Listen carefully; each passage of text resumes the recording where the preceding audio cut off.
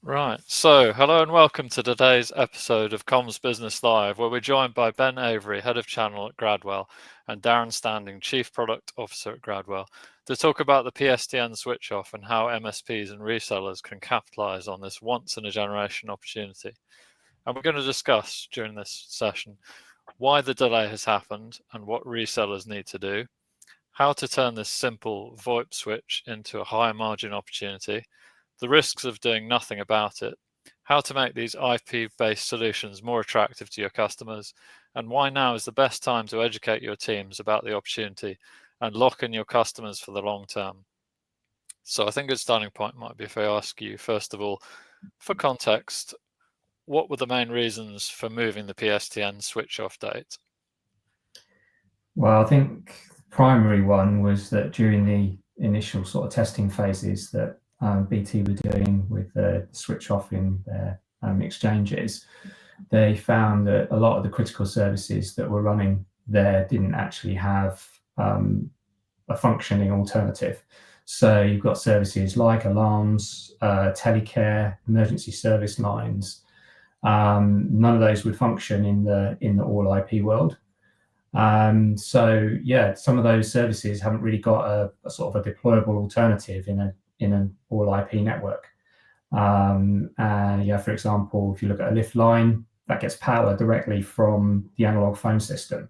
And when you've got an IP only solution, they rely on power from that, from the local environment to function.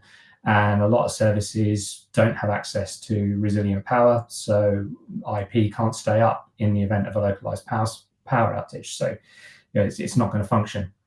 So in order to accommodate that, to allow for sort of planning, they need extra time to make sure that they can adequately roll out solutions that will kind of support a resilient IP compatible service, or to allow the introduction of and adoption of new sort of core infrastructure that can support those use cases. So the example is pre-digital phone line.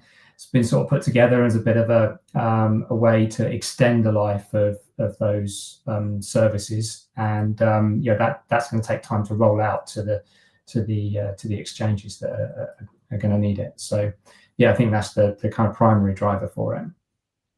I see. And what are the key risks for, first of all, resellers, and secondly, customers, if they sit back and do nothing about the PSTN switch off? I think for me, what it's doing is opening up the door for competitors to go and eat their lunch as such. If I'm a reseller that has a base of customers, then effectively I need to come up with a strategy to be proactive in that migration instead of reactive. And if you're waiting for the customers to come to you, then ultimately what you'll probably find is that one of the 12 other thousand resellers within the UK is probably going to reach out and engage with your customer base. So one of the biggest risks is, by doing nothing, effectively, what's that impact going to be to your business, especially from a revenue perspective? And then take it a step further in regards to, customers in isolation, then their biggest risk is what's going to be the impact to service. So if I've got a telephony platform that's using legacy technology, can I afford to have downtime for a number of days, weeks, if I haven't proactively done something before the switch off takes place? And I think, what a lot of customers potentially aren't aware of is those peripheral pieces. So alarm lines, for example, analog systems, payment terminals. So, every business, if you're reliant on taking payments via a card machine, then not having a service to be able to do that is, obviously going to severely impact you as an organization. So for me, resellers need to get on the front foot and be proactive. I think there's a number of resellers that are sat there happy letting things tick over, focusing on other potential areas instead of proactively moving those across. And the longer term impact is if they don't do something, it's effectively going to fall at their doorstep while their customers haven't been able to run as normal. So a big risk for both, but also, and we'll allude to this later on, it's also a golden opportunity. We mentioned their competitors going into other people's bases. People should be getting their own bases, in line, and then using that as an opportunity to go grow their revenue stream and grow their wallet share. Okay. Yeah, ultimately, right, things are going to stop working If you're on an exchange that comes to a point and you haven't moved to either a SAGE or an FTTP platform for your internet service, for example, then you won't have one. So ADSL, FTTC, those technologies are done with. You can't buy them anymore, but even you might think you're still using it and you'll be able to use it into the future. But the exchange transition means you won't. Really important to get onto that. I mean, the whole infrastructure is changing behind the scenes. BT's got 5,500 exchanges out there at the moment. They're slimming that down. It is really expensive to run, and fiber networks particularly give them a massive opportunity, although it requires big investment. It gives them a massive opportunity to kind of streamline the operation. And so they're bringing exchanges down to sort of 1,000 or so during that period. So it's not just the switch off in play here. There's a big rationalization going on behind the scenes, and exchanges won't just be flipping the technology; they'll actually be disappearing. So the whole thing is being re-engineered in the background. So really important to understand that it's not just a localized thing that's happening in your exchange. Your exchange might not exist after a while. So with that window of opportunity in mind, how should resellers really capitalize on the extra time that they've been granted? It's almost, go on, sorry, Dan. I was going to say, I mean, look, all resellers are likely to be exposed to this, right? Even if you don't supply the connectivity, for example, to your customers, if you're providing IT managed services or voice services, those are likely to run over that connection. So, ultimately, if someone's not doing something about it and that customer ends up without a core connection to run those services over, it's your business that's going to be affected as well, right? So, my view is it's definitely a threat in that someone else might control or might have an impact on your own ability to service your customer, but it's definitely also like an opportunity. You could have the opportunity to take that conversation about the transition to the customer if it hasn't been had before. Ben mentioned that someone's going to be talking to your customers about it. And if no one is at the moment and you don't own that piece, there's an opportunity to take ownership of that conversation. And if you can take ownership of the conversation, you get an opportunity to take ownership of the connection and the associated revenue that's with it. So I think it represents a really good opportunity to start engaging with your customers and finding out where additionally you can help them. And just to add to that, I think really emphasize the point around the golden opportunity. I think there's still an education piece needed for customers. We've had a number of opportunities, and a good example was a care home that we've done some work with, and they were aware of effectively the deadline, but that pushback, straight off the back of doing that project, their initial impression was, oh well, we could have had a bit more time to kind of work out our options and evaluate. So that it's really important that customers understand what that impact's going to be and actually are aware of the impact of leaving it so last minute. We did a panel at Channel Live, Alex, a month or so ago, and one of the big points that I tried to emphasize is that if you looked at COVID and lockdown, a lot of customers were forced into a certain direction that didn't necessarily have fit for purpose technology, and off the back of that, they then used that as a chance to evaluate what they needed. If you're leaving it from a deadline perspective to the last minute, you're going to find yourself in a similar position where you're not fully aware of the options that you've got at your disposal. And it's going to be a case of not necessarily the right technology, but what can I just fit in time? So there's a real education piece needed from resellers and taking that into customers. And again, I think with this delay, real good opportunity for partners to take a step back, evaluate what they've got at their disposal. And a number of these resellers would have gone through a number of these projects already. So, actually, could we do a lessons learned? What worked really well? What were the benefits? What challenges did we overcome? And actually use that to take and build credibility into those customer conversations. And this time frame gives them a good opportunity to take stock and build that out to make sure that they're having the right conversations, to Darren's point, and leading that conversation to drive those opportunities. really need to make a plan now, because as well, although this is a fixed window, right? The longer it gets left, the more back end loaded things are going to get, and at some point it's going to essentially run into a resource contention problem where everybody's trying to get transitioned at in a compressed period at the end, because we all leave things late. And the challenge with that is there won't be enough resource around at the time to get everybody off the system in a very short period of time.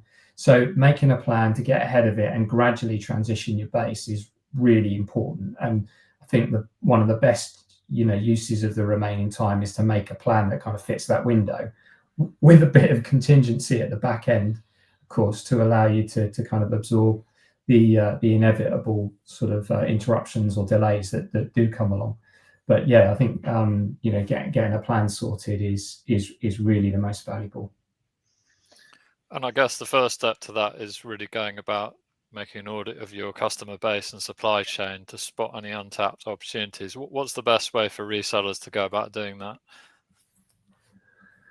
Well, yeah, I mean, I think getting engaged is, with the kind of replacement services, getting to know what they are right now is really important. So, if you don't know what pre-digital is, come talk to us and we'll help you fathom that out. Yeah, I mean, in addition to that, I think you probably need to get a good view on what the exchange rollout program looks like. So, you need to start looking at what your base looks like, understand and review that PSTN base, for example, that ISDN customer base, if you've got one, and look at how it aligns to the switch off program. Some of your exchanges might be going earlier than 2027, right? And so you need to understand which lines are attached to what and what upgrade paths are available for you, in those environments. So, it's kind of really important to recognise that it takes a long time to sort of transition a large number of small services. Traditionally, a lot of the big guys will have already moved. They're already on IP networks, Ethernet, and everything else. They probably haven't got this concern, but there are thousands of small businesses that don't realise that one line that they're dependent on is going to go away, and there's a lot of them to deal with. So you've just got to bear in mind that there's customer communication to do, there's education to do, there's the selection of a suitable alternative service. All of that needs to be done, and then on top of that, there's the planning and the execution of the deployment of that new service as well. So it's really, that's really key. I also think you need to start looking at sort of the value add propositions that all IP based services can bring. They've often got more and better features compared to a kind of a standard analog phone service, for example. And a lot of people don't even know what additional features you can add when you're in this kind of environment. So you can more easily bring in a more integrated customer experience, for example, and that's going to add value to even the smallest of businesses if you can talk to more customers more consistently and efficiently. Then that's got to be something you're going to need to use as an advantage in general. Just on the audit point as well, I think it's worth mentioning engagement with your suppliers to get an understanding of effectively what's out there across your base of customers is critical. That will allow you to at least understand like the unknown as well. Like potentially there's some partners, resellers out there that they know they provide some services, but to what extent, what's it actually utilized for? So going back to the auditing point, obviously understanding when the exchanges are being switched off, so we haven't necessarily got until the 2027, but contract end dates, so it's again a reason to engage with the customer. What's a compelling event? You can utilize that as a conversation starter around the switch off and what they're going to do longer term, and take it a step forward as well. It almost use like a score or a rating system that allows you as a reseller to understand like who's the priority. If you've got 100 customers, where do you start? And one of those is if you could put a number on it and use that as a way of going, right, well, these are the highest risk customers that we've got that we need to focus on immediately. That's going to allow you as a reseller to start to focus in on those customers. I'd also take it a step further around the auditing and verticalization as well. So if you can see that 50% of your base is manufacturing, actually building out the plan around that and typical challenges, pain points, issues that a manufacturing organization would see would help you identify what components of your solution that you want to take forward, or whether there's a gap in your portfolio. So again, Darren's alluded to, plan being really important. I'd also be doing auditing on suppliers. Do they fit, what we need moving forward? Do we have everything? One solution doesn't necessarily fit all requirements. Do we have at our disposal what's needed to make this happen? And we're getting into a space now where if you're just replacing dial tone with dial tone, then what's the value add? And one of the good lines that I've heard of late is that we don't, if you're going in making this like a mandatory, migration, forcing customers to change, you'll get some resistance. I think if you shift the focus to more like a digital transformation journey or strategy, or actually how can you utilize technology to drive business efficiencies or business improvements or generate more leads or a better customer experience, then actually you could utilize that as a value add to drive that conversation. But you focused on that by understanding what you've actually got in your base by doing that audit of both your customer and your supplier. So there's exciting things to be talking to customers about, but you've got to understand where you're at in regards to your base. And then again, we've talked about protecting your base being really important. Once you've done that for your base, you've got a better understanding of, actually, I've got a real compelling story here around how we can help customers migrate in the manufacturing space. Let's replicate for that, people that are outside of our organization or outside of our base of customers, and use that to drive additional revenues. Okay. And in terms of the value that MSPs and resellers can derive from this, how should they really go about in terms of what kind of real revenue and margin opportunity lies in there for them? I think first of all, there's two angles here, right? So first one is, protection of base. The revenue opportunity, or to grow additional margin, is to go and win new customers. You can't really do that until you've got your own house in order. It's a lot easier to retain an existing customer than it is to go and win a new customer. So the immediate revenue opportunity is protect what you've got, use that and build out, and then go win new business, go win wallet share, right? By understanding, building a process or building credibility within the industry that says, we know what we're doing in this scenario. We know how to migrate you from legacy technology to new technology. This is what we've done. This is the outcomes. How can we support you as a customer? So straight away, the revenue opportunity there is to go win new logos, right? Go and be proactive to that base of customers where their incumbent is effectively just waiting for things to happen, or they're leaving it very last minute. I think the other revenue and margin opportunity we've kind of touched on is the opening up of different features and functionality. Darren alluded to the point that old analog systems are going to have a lack of capability in comparison to the systems that you can get today. So straight away, you're talking analytics, reporting, you're talking CRM integration that are fundamentals of hosted platforms today, and actually key driving points and business benefits that end customers can see. And back to that point around digital transformation, how do we change the way you work to utilize technology to drive business effectiveness? But another good example as well, and it's an organization that I used to work at previously, and some I've again alluded to this at Channel Live, is a wider conversation. If you're replacing dial tone with dial tone, the opportunity tends to be a lot smaller, but a lot of smaller businesses are looking at how they can engage with their customers in different ways. So it's that expansion into CCaaS, contact center as a service. All right. Now, when I say contact center, a lot of people think, 1,000 agents globally, it's this big, large enterprise product, but actually contact center is very much at the forefront in smaller businesses as well. Is how do they take the different ways they communicate with their customer base and feed that into a manageable way to drive, again, an improvement of customer experience, generate more leads, generate more sales, whatever that may be. And that's the revenue opportunity there as well. So that example, 7 members of staff, they've got 2 in the office, they've got 5 engineers. If you're just replacing the hosted telephony or the analog phone system they're using, that's 2 users. But when you start talking to them about the fact that this business is using live chat via a different to generate leads, then actually what you've got there is, and I worked out earlier, I think the revenue of just the telephony seats would be about £30 a month, with about £30 for the underlying connectivity. But when you take into the conversation mobile and then live chat and then other services, actually the revenue could be around the £300 mark. So actually there's a real opportunity to just expand that ARPU, that average revenue per user, by talking to them about other services such as live chat, SMS, WhatsApp, different channels to communicate with their customers.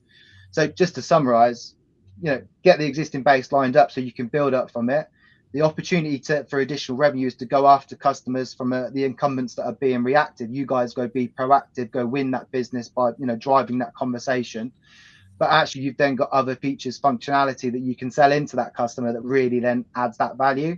So it's not I'm paying this now, how much is it going to cost me for a like for like replacement?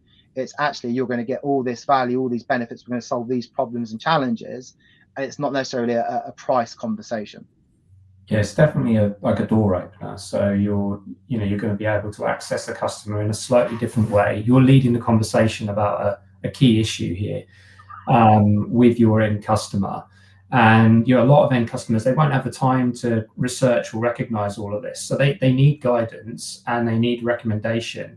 And their service provider is the person that they can turn to do that. And if you're the one that's leading the conversation, it creates the opportunity to sell those higher margin products, like Ben's just sort of alluded to there. You're more than a phone line. You've got add-on professional services to help them. Utilize these extra features that they're going to get to. They won't have the time necessarily to invest in it, but you can help them build and configure those services. And in turn, that will foster maybe a closer and more trusted relationship with your end customer. So that will bring in itself the opportunity to become a trusted advisor and then get access to other solutions that perhaps you haven't engaged on as yet. So I think there's a real big opportunity for resellers here to widen the scope of the conversation, what they can supply to their customers. Okay. And you alluded a bit to this earlier, but how can resellers really go about selling the digital switch over in a positive light and highlight the benefits and value that all IP brings? I think working with a partner like Gradwell is an obvious step. So a shameless plug, isn't it? That sorry, but not all resellers themselves have got the resources to kind of do all this research, do the work. And working with people like us to deliver the solutions that they can use with their customers is a real opportunity. We've got the resources and we've got the experience because we're dealing with a lot of channel partners as well. So we're helping them already deliver transition plans, transition services. If a partner wants to engage with us, then we'll help them ensure a kind of smoother transition for their end customers that ends up delivering a better experience of that transition. Because it's not just about the experience you get from the product once it's in, but there's also that whole problem of how easy is it and how smooth is it to transition from what you've got today to what you want to put in and what you've selected. I think as well, just in terms of like portfolio, things like technologies like AI, they really need IP-based networks and high performance connectivity. So this goes back to that kind of positive spin on what you can do with this transition. It doesn't have to be stick. It can be carrot. If you're going to put a service like that in, and I know AI is a bit of a buzz thing, but use cases are still evolving, but they will come and they will trickle down to all areas of the market. Sooner or later, the technologies will reduce in cost and reduce in complexity, and they'll be available to all. And if you haven't got an IP-based high performance network behind the scenes, then you can't access those technologies. So taking, I guess, that first step now sooner, as a reseller, you start to sell the benefits of these new technologies and solutions that's built on that transition. So I think that's really key thing to consider.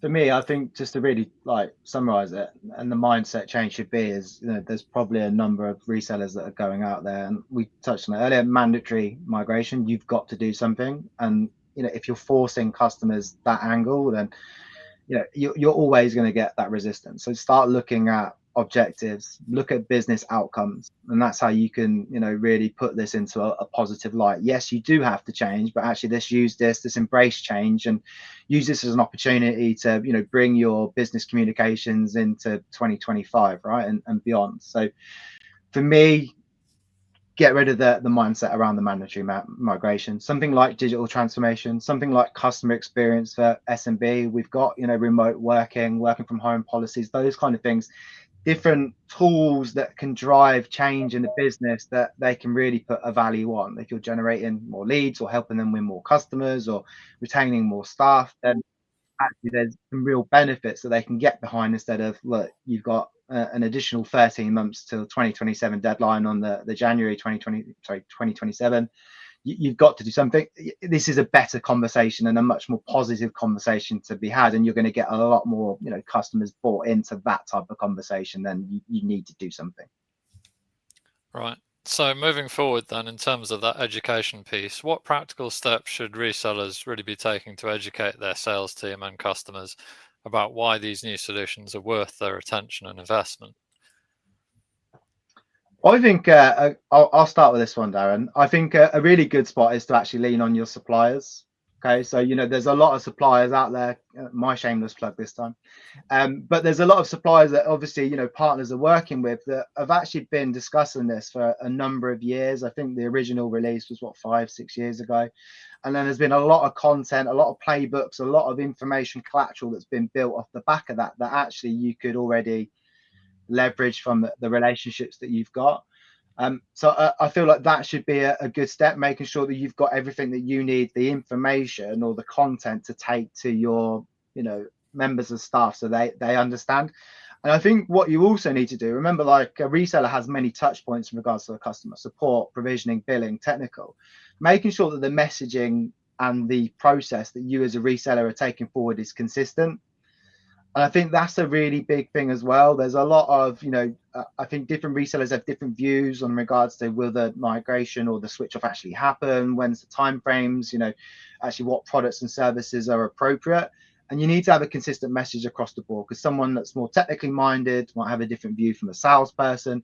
So actually making sure that messaging is consistent throughout. And the first thing you need to do is bring your people in, make sure that they understand what the switch off actually is.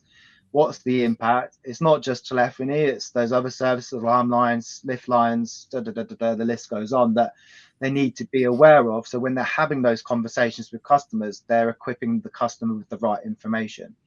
And I think, again, one of the points we made earlier, if you're not talking to your customers about this, someone else will be.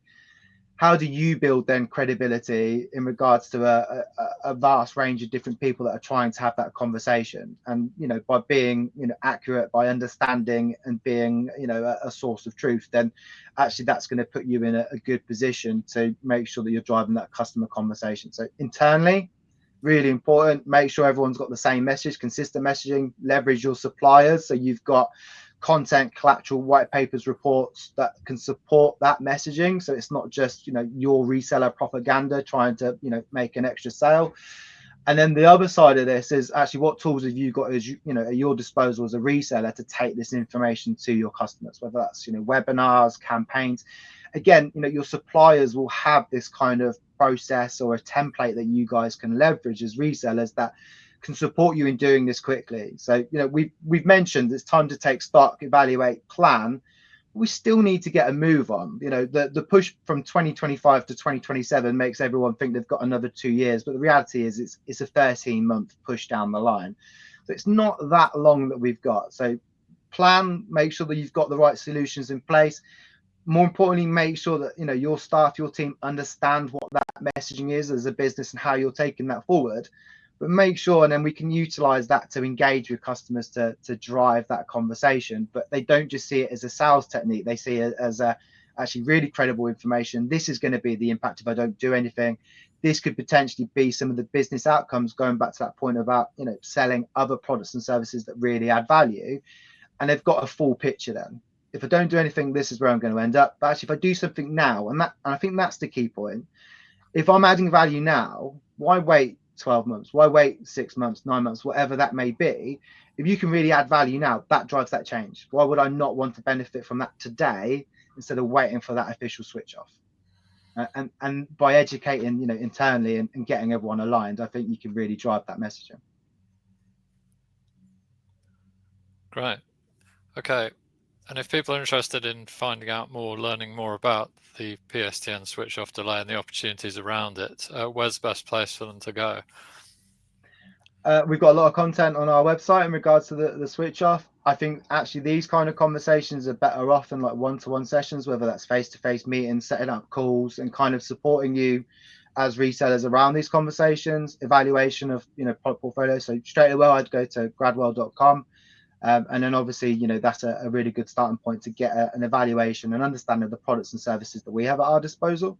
And then there's ways of reaching out to the channel team to communicate with us further if you feel like there's some real value that we could bring to the conversation.